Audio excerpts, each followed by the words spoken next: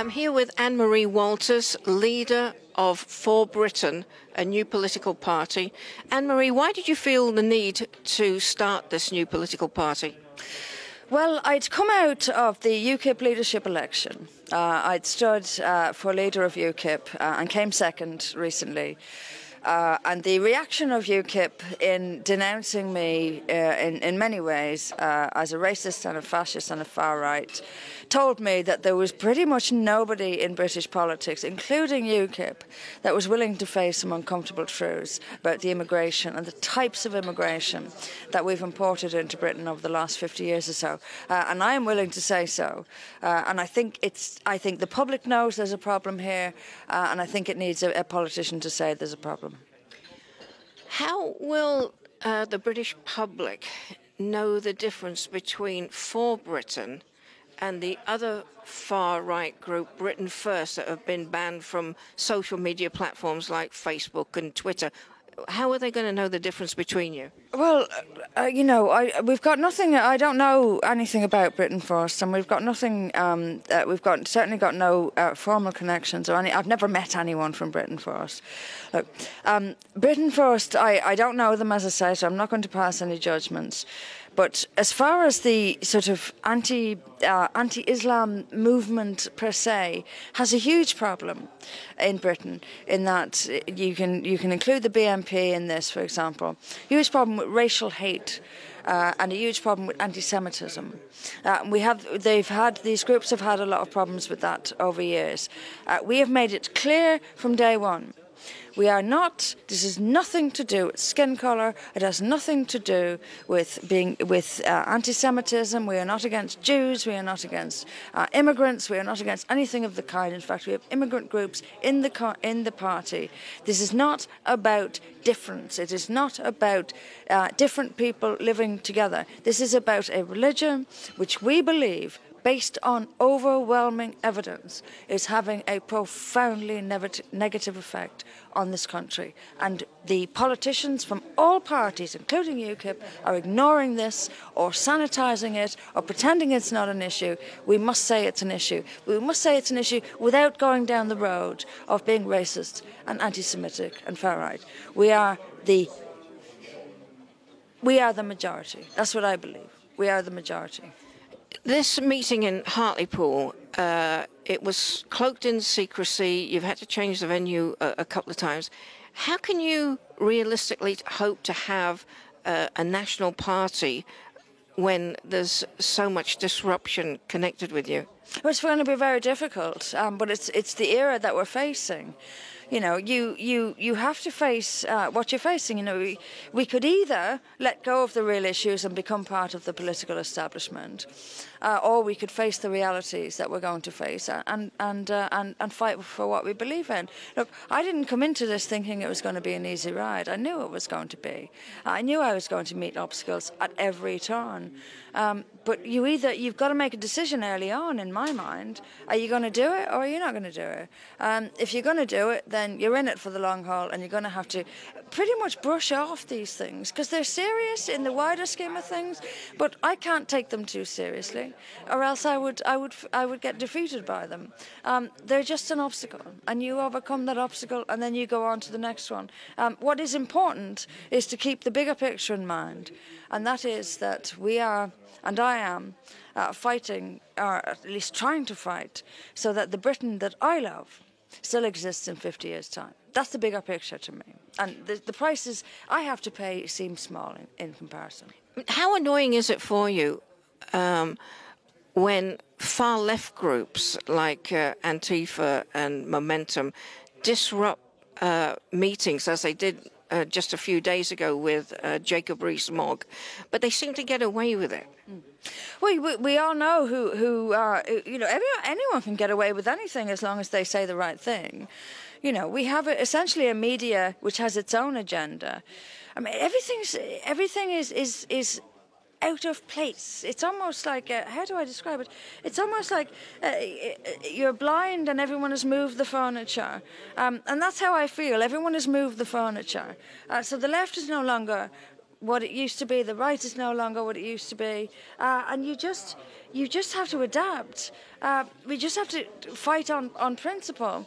I'm here because I don't want a totalitarian, violent, misogynistic religion to take control of the country I love.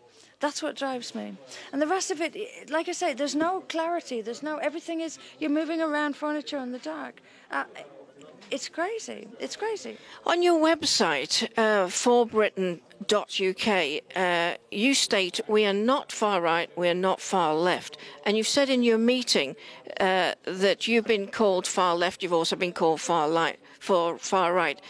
So you can't be labelled. How can that be? Well, because when you take things on a policy-by-policy basis, and this is the politics I come from, I believe in some things that would be categorised as left-wing. I believe in some things that would be categorised as right-wing. In other words, me as a person, I don't believe in isms. I just believe in my own beliefs. I don't sign up to capitalism or socialism. I just believe what I think is fair. And if it hasn't got a label, then so be it. But I don't believe in isms. I believe in me. And For Britain believes in Brexit? Oh, absolutely. Absolutely. How can you can't possibly have a Britain without having a Brexit. But we're in big trouble, and Brexit is in big trouble. And I see it, that we're heading down several years of legal wrangling now with the European Court of Justice. And, we're heading down, potentially, we're heading down years of legal wrangling, years of political wrangling. The Labour Party may come to power in the meantime, and that will be the end of Brexit. I don't believe in the current climate. If we continue with the Labour-Tory swap of power, I don't believe Brexit is going to happen at all. I suppose you could say that because you were once a very active Labour member and a UKIP member, people really can't label you at all. Tonight, for instance, you had 2 venues cancel. The last one, barely an hour and a half's notice. So you had a very late start, all this disruption. But you must be heartened by the number of people that turned out for you tonight. And what heartens me most of all is seeing people nodding in agreement with me. Because it's a very lonely place to be. When you've sort of dedicated what's left of your career to stating a certain point, and that makes you, I don't know. I mean, I'm a lawyer, and I couldn't possibly practice law now. You're alienated. You're on the outside. You're a nothing. You really have to believe in something to take that kind of sacrifice. But when I see people just nodding in agreement with me, it gives me some reassurance that I haven't wasted my life. Has the party completed its formal registration with the Electoral Council? We should have done, but there's no reason whatsoever. And I feel somewhat vindicated. The name of the party was For Britain, and I looked up, as I say, I'm a lawyer, so I can read legislation. I looked up the rules and regulations of party registration, and I looked up name registration. Now, people can do this if they want to, but there isn't a single registered party on the list of registered parties with the words For Britain written in them. There are several parties which are, for example, the Socialist Democrats, or the Democratic Socialists, or the Socialists for Democrats, or the Democrats for Socialists. It's all over the place. Titles nigh on identical to each other. But yet we received a response saying, your name is too similar to not another party name, a slogan registered by a tiny party up in Scotland several years ago, which said, For a United Britain. So we were refused our name because it was too similar to a slogan registered by a tiny party in Scotland years ago, and that slogan was For a United Britain. So when you have on the list of parties the Social Democrats and the Democratic Socialists and the Socialists this and there are literally words rearranged, you're being screwed with. And when they came back the second time, and said we are examining whether your constitution is discriminatory or not, you know. And they even contacted me about the spelling of my name. I mean, this is someone who's paying particular attention to us, and frankly, I'm flattered. But where do you go from here?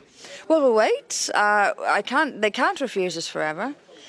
I expect to get approval either this week or to reapply this week upon their recommendation. The thing is, they can't keep you out. They can tell you what to tell you amendments make, but they can't keep you out. I'm not going anywhere. So the dream is for a national political party without stigma. Well, the dream is for British people to stand up and say, we've had enough of this immigration of cultures that do not belong here. What I really want us to do is, why can't we stand up and say, I like our culture, I don't want to lose it. That's all I want. You know, I'm sick and tired of this. I remember a British culture. I grew up in one.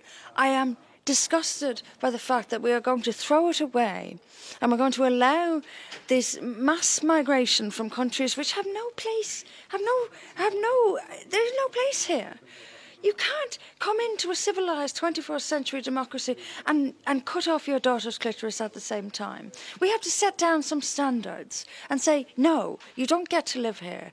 This is barbaric and savage in 7th century and you don't get to come here. And the reason you don't get to come here is because we get our own society and we get to protect our society. I want that to be common parlance in public life. I want people to be brave enough and feel able enough to say, we've had enough of this. We don't want your culture in our country. This is our culture and we would like to live by our culture. So stay where you are and we will stay where we are. That's pretty much it. You know, we've got to stop this. We've got to stop this. I want a Britain that is proud of itself and says, no, look, this is not our culture. Get out. We don't want you here. Sorry, that's how I feel.